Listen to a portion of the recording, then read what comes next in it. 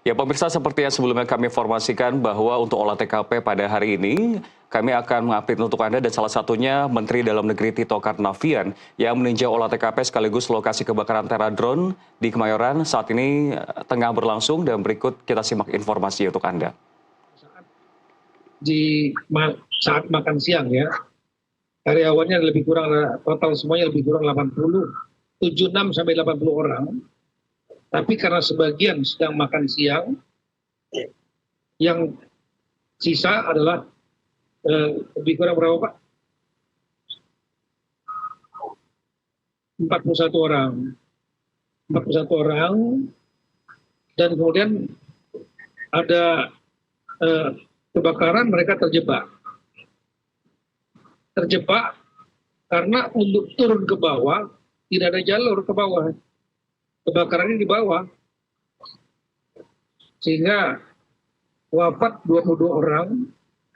22 orang itu wafatnya, saya tanya apakah terbakar atau karena apa? Rupanya bukan karena terbakar, tapi karena asap. Ya, mungkin karbon monoksida atau zat beracun lainnya yang terhisap.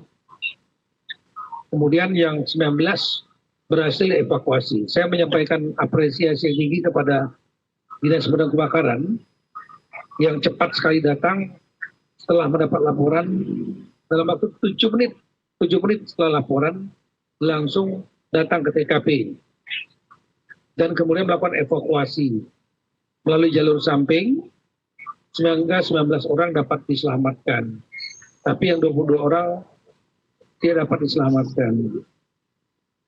Nah, kami akan melihat kembali aturan mengenai pembuatan gedung dari potensi kebakaran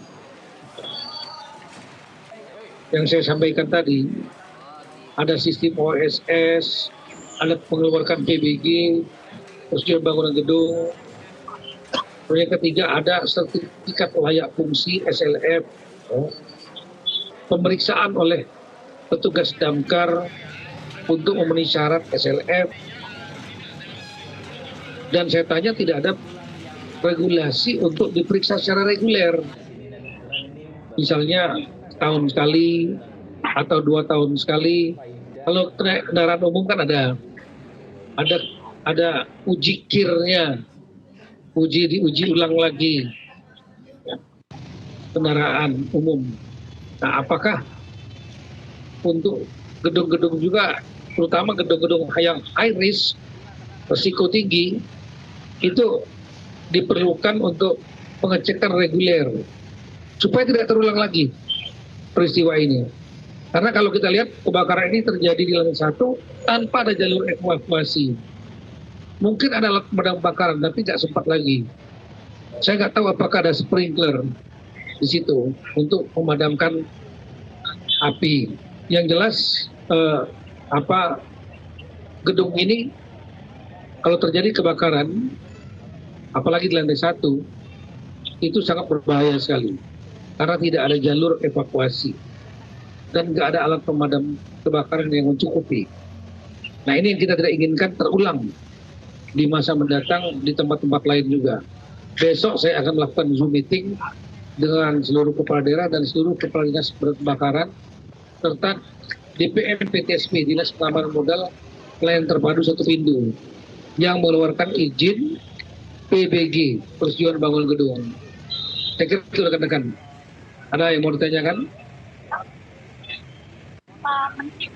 Kan tadi salah satu usulan syarat agar bangun bisa didirikan adalah sertifikat layak fungsi.